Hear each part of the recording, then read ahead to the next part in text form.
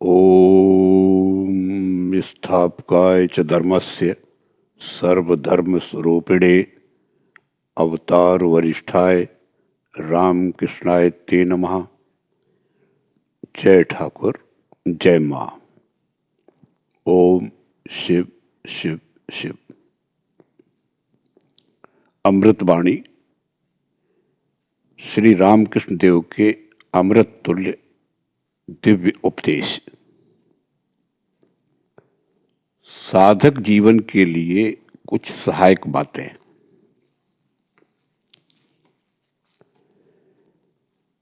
मूर्ति पूजा। जो भगवान का नाम लेता है वह पवित्र हो जाता है। आर्यादह के भक्त कृष्ण किशोर का कैसा विश्वास था। एक बार वह वृंदावन यात्रा को गया था। वहां एक दिन चलते चलते उसे प्यास लगी। उसने किसी कुएं के पास एक आदमी को खड़ा देख उससे पानी मांगा।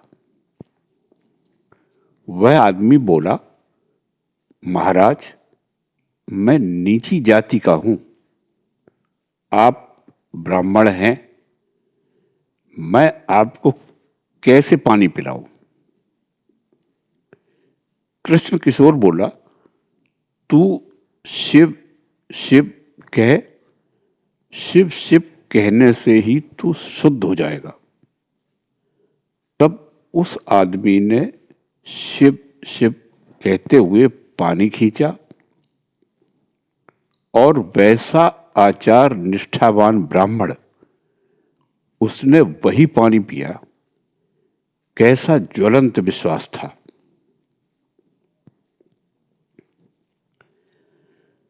शराबी जैसे नशे की धुन में पहनने की धोती को कभी सिर पर बांधता है और कभी बगल में दबाकर घूमता है, सिद्ध महापुरुषों की भी बाह्य अवस्था प्रायः उसी प्रकार की होती है। आजकल के लोग सभी चीजों का सार भाग सकते हैं। वे धर्म का भी सार तत्व ही चाहते हैं। उसका अनावश्यक भाग विधि नियम, आचार अनुष्ठान आदि नहीं चाहते। मछली खाने वाले मछली का सिर और दुम नहीं चाहते। वे बीच का मांसल भाग ही पसंद करते हैं। हमारे शास्त्र ग्रंथों में जो अति विस्मृत विधि नियम आदि हैं, उन्हें काट छांट कर आधुनिक युगोपयोगी बनाना होगा। मकान बांधते समय चारों ओर मचान बनाना अनिवार्य होता है, परंतु मकान का काम पूरा होते ही मचान की कोई जरूरत नहीं रह जाती। इसी तरह साधक के लिए प्रथम अवस्था में मूर्ति पूजा की आवश्यकता होती है, बाद में नहीं रह जाती। पहले बड़े अक्षर साफ साफ लिखने का अभ्यास हो जाए तो फिर छोटी छोटी घसीटी लिखावट आसानी से लिखी जा सकती है। इसी प्रकार पहले मन को साकार में स्थिर कर लेने के बाद सरलता से निराकार की धारणा हो सकती है।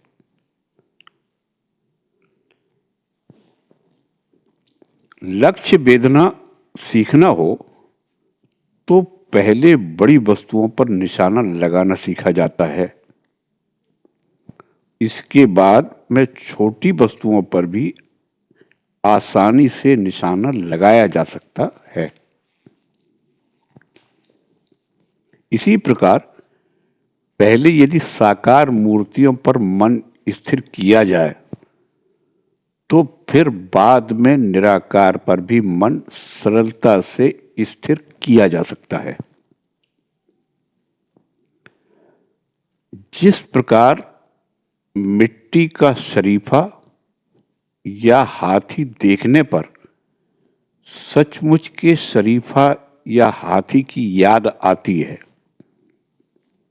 उसी प्रकार ईश्वर की प्रतिमा देखने पर ईश्वर का ही स्मरण होता है। श्री रामकृष्ण देव एक भक्त से बोले,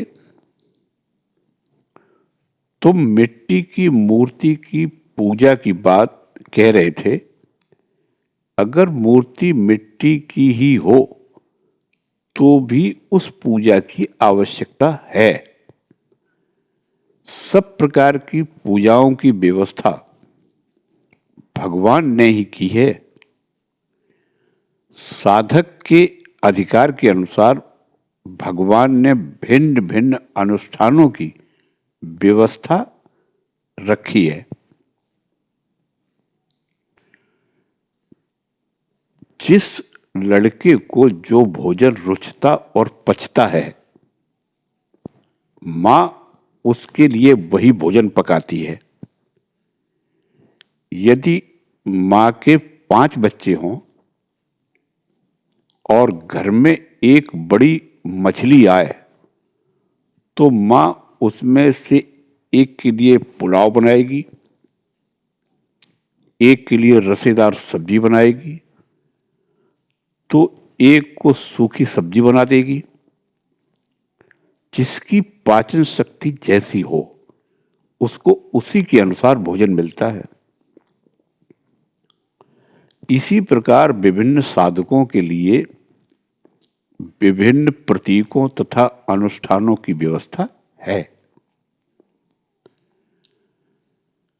शिष्य ने पूछा, अच्छा मानो यह विश्वास हुआ कि ईश्वर साकार हैं, पर पूजी जाने वाली मिट्टी की मूर्ति तो वे है नहीं। श्री रामकृष्ण देव ने उत्तर दिया, मिट्टी की मूर्ति क्यों कहते हो? वह चिन्मयी प्रतिमा है। श्री रामकृष्ण देव ने एक बार केशव चंद्र सेन से, जो कि उन दिनों मूर्ति पूजा के कट्टर विरोधी थे, कहा था, मूर्तियों को देखने पर तुम्हारे मन में भला मिट्टी, पत्थर या लकड़ी की बात क्यों उठती है? तुम उनमें सच्चिदानंदमयी मां का आविर्भाव क्यों नहीं अनुभव करते? यदि मूर्तियों के बारे में चिन्मय बोध रखकर पूजा की जाए तो उनकी पूजा करते हुए पूजक को ईश्वर दर्शन तक हो जाता है। परंतु जो मिट्टी या पत्थर समझकर मूर्ति की पूजा करता है, उसकी पूजा का कोई फल नहीं होता। यदि मूर्ति पूजा में कोई भूल भी हो तो क्या भगवान नहीं जानते कि पूजा उन्हीं की हो रही है? वे उस पूजा से अवश्य ही प्रसन्न होंगे। तुम उनकी भक्ति करो, उन पर प्रेम करो, बस। जब किसी को ईश्वर के दर्शन होते हैं तो वह मूर्ति आदि सभी में चैतन्य का प्रकाश अनुभव करता है। उसकी दृष्टि में मूर्ति मिट्टी की नहीं रहती, वह तो चैतन्यमयी होती है। गाय का दूध वास्तव में उसके समूचे शरीर में व्याप्त है, पर उसके कान या सींगों को दबाने से तुम्हें दूध नहीं मिलेगा। दूध के लिए तो थनों को ही निचोड़ना होगा। इसी भांति ईश्वर तो पूरे ब्रह्मांड में व्याप्त है, पर तुम उन्हें हर जगह नहीं देख पाओगे। पावन तीर्थों और मंदिरों में जहां युग युग के साधक भक्तों के साधन, भजन, पूजा, उपासना आदि के फल स्वरूप भक्ति भाव घनीभूत रूप से ओतप्रोत है, भगवान का विशेष प्रकाश वहां विद्यमान है। यह निश्चित जानो कि जिस स्थान में अनेक युगों से अनेक लोग ईश्वर दर्शन के उद्देश्य से जप, तप, ध्यान, धारणा, प्रार्थना, उपासना आदि करते आए हैं, वहां भगवान का विशेष प्रकाश है। उनकी भक्ति के कारण वहां ईश्वरीय भाव घनीभूत होकर विद्यमान है। इसीलिए ऐसे स्थान में मनुष्य को सहज ही ईश्वरीय भाव का उद्दीपन तथा ईश्वर के दर्शन होते हैं। स्मरणातीत काल से असंख्य साधु, भक्त तथा सिद्ध पुरुष इन तीर्थ क्षेत्रों में ईश्वर दर्शन के लिए आते रहे हैं तथा अन्य सभी वासनाओं को छोड़ उन्होंने यहाँ प्राणों की व्याकुलता से ईश्वर को पुकारा है। इसी कारण ईश्वर के सर्वत्र समान रूप से विराजमान होते हुए भी इन स्थानों में उनका विशेष प्रकाश होता है। जैसे जमीन को खोदने पर सभी जगह पानी मिल सकता है, परंतु जहां कुआं, तालाब या झील हो, वहां पानी के लिए जमीन खोदना नहीं पड़ता। जब चाहो तब तुरंत पानी मिल सकता है। जिस प्रकार भरपेट चारा खा चुकने के बाद गाय निश्चिंत होकर एक जगह बैठकर खाया हुआ उगल कर अच्छी तरह चबाती हुई जुगाली करती रहती है, उसी प्रकार देवस्थान, तीर्थ क्षेत्र आदि का दर्शन कर आने के पश्चात उन स्थानों में मन में जो पवित्र भगवत भाव उदित हुए थे, उनके विषय में एकांत में बैठकर चिंतन मनन करना चाहिए, उन्हीं में डूब जाना चाहिए। दर्शन करके वापस आते ही मन से सब कुछ निकाल बाहर कर मन को रूप रसादि विषयों में नहीं लगाना चाहिए।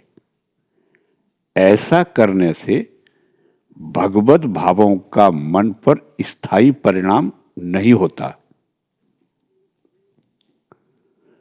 दुनिया में चारों कोने घुमाओ, कहीं कुछ नहीं मिलेगा। जो यहां है वही वहां भी है। जब श्री रामकृष्ण देव यही लोक में विराजमान थे, उस समय बीच बीच में उनके कुछ शिष्य उनके निकट अपनी तीर्थ भ्रमण की इच्छा प्रकट किया करते।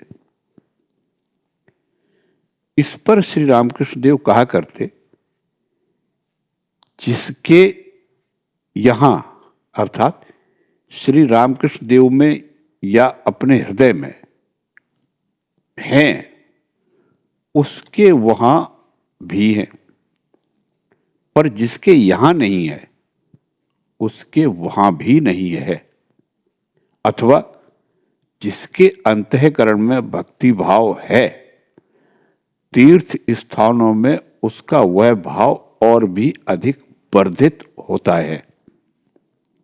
परंतु जिसके हृदय में वह भाव नहीं है, उसका वहां जाकर भी भला विशेष नहीं होने वाला है। कई बार हमारे सुनने में आता है कि अमुक का बेटा काशी या अन्य किसी तीर्थ क्षेत्र में चला गया है, पर कुछ ही दिनों में फिर सुनाई देता है कि उसने वहां काफी दौड़ धूप करके एक नौकरी जुटा ली है और घर वालों को चिट्ठी लिखी है, पैसा भी भेजा है। तीर्थ क्षेत्र में वास करने जाकर कितने ही लोग वहां दुकान खोलकर व्यापार धंधा करने बैठ जाते हैं। मथुरानाथ के साथ पश्चिम के तीर्थों में जाकर मैंने देखा, वहां भी वही आम के पेड़, इमली के पेड़, वही बांस की झाड़ियां, जैसे यहां वैसे ही वहां भी। देखकर मैंने हृदय से कहा, अरे हृदय, फिर हम लोग यहां क्या देखने आए? यहां जो है वहां जो है, यहां भी वही है। सिर्फ मैदानों में पड़ी विष्ठा देखने पर मालूम होता है कि यहां के लोगों की पाचन शक्ति वहां के लोगों से अधिक है। दूध और पानी को एक ही जगह रखने पर दोनों मिल जाते हैं, दूध अलग नहीं रह जाता। इसी प्रकार धर्म पिपासु नया साधक यदि संसार में सभी प्रकार के लोगों के साथ मिलता रहे, तो वह अपना आदर्श तो खो ही बैठता है, साथ ही उसके भीतर से पहले का विश्वास, भक्ति, उत्साह सब न जाने कहां चला जाता है। उसे इसका पता तक नहीं चल पाता। साधु संग धर्म साधना का एक प्रधान अंग है। एक आदमी लकड़ी लाकर अगर आग जलाता है, तो 10 आदमी उसकी गर्मी का लाभ उठाते हैं। इसी प्रकार कठोर साधना, उग्र तपस्या कर जब कोई भगवान को प्राप्त कर लेता है, तो उसके संपर्क में आकर उसके उपदेशानुसार चलकर बहुत से लोग ईश्वर की ओर अग्रसर होने लगते हैं।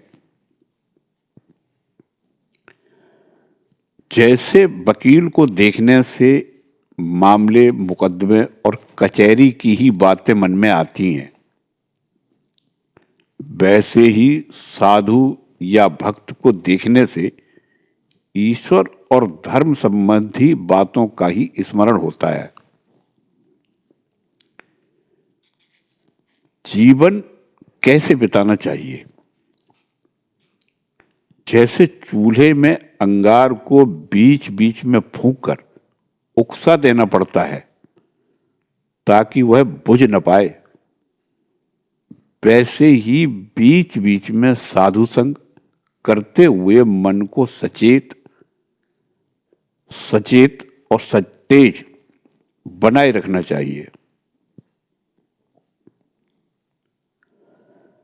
जिस प्रकार लोहार बीच बीच में धौंकनी चलाकर भट्टी की आग को बनाए रखता है, उसी प्रकार साधु संग के द्वारा मन को सतेज बनाए रखना चाहिए। साधु संग मानो चावल का धोया हुआ जल है।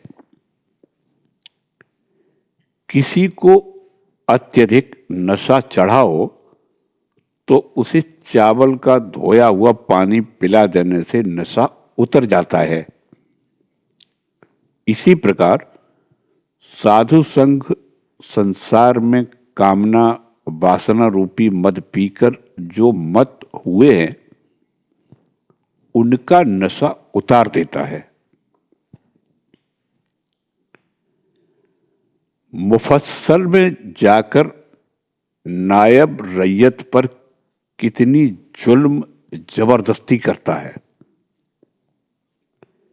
पर वही जब जमींदार के पास जाता है तब उसके सामने कितना भला मानुस बन जाता है, रैयत के साथ कितना अच्छा बर्ताव करता है, उसकी शिकायत को गौर से सुनकर अच्छी तरह से जांच पड़ताल कर ठीक ठीक फैसला देने की भरसक कोशिश करता है। जमींदार के डर से और उसकी संगति के गुण से अत्याचारी नायब भी कितना भला बन जाता है। इसी प्रकार साधु संग क्रूर व्यक्तियों के मन में भी श्रद्धा युक्त भय जगाकर उन्हें सज्जन बना देता है। अगर चूल्हे की आग पर गीली मिट्टी भी रख दी जाए तो आंच लगकर उसके भीतर का पानी सूख जाता है और लकड़ी जल उठती है। इसी प्रकार साधु संग के प्रभाव से संसारी जीवों के भीतर से कामिनी कांचन रूपी जल सूख कर उनमें विवेक की अग्नि जल उठती है। पुराण में है, जगत जननी भगवती जब गिरिराज हिमालय की कन्या उमा के रूप में अवतीर्ण हुई थी, उस समय उन्होंने गिरिराज को अपने सर्वशक्तिमान स्वरूप का विभिन्न रूपों में दर्शन कराया। पर जब सब रूपों के दर्शन कर गिरिराज ने भगवती से कहा, बेटी, वेदों में जिस ब्रह्म के बारे में कहा है, अब मुझे उस ब्रह्म के दर्शन कराओ। तब देवी ने कहा, पिताजी, यदि तुम ब्रह्म दर्शन करना चाहते हो तो सर्वत्यागी साधुओं का संग करो। हाथी को यदि नहला धुलाकर छोड़ दिया जाए तो वह देखते ही देखते अपने आप को धूल से सान लेता है, परंतु यदि उसे नहलाने के बाद पील खाने में बांध दिया जाए तो वह फिर गंदा नहीं हो पाता। इसी प्रकार साधु संग आदि के द्वारा पवित्रता प्राप्त करने के बाद यदि तुम फिर संसारी लोगों से घनिष्ठता बढ़ाओ और मन को सांसारिक विषयों में छोड़ दो तो तुम्हारा वह पवित्र भाव शीघ्र ही चला जाएगा। परंतु मन को पवित्र कर यदि ईश्वर के चरणों में निबद्ध रखा जाए तो वह पवित्र ही बना रहेगा। जय ठाकुर, जय मां।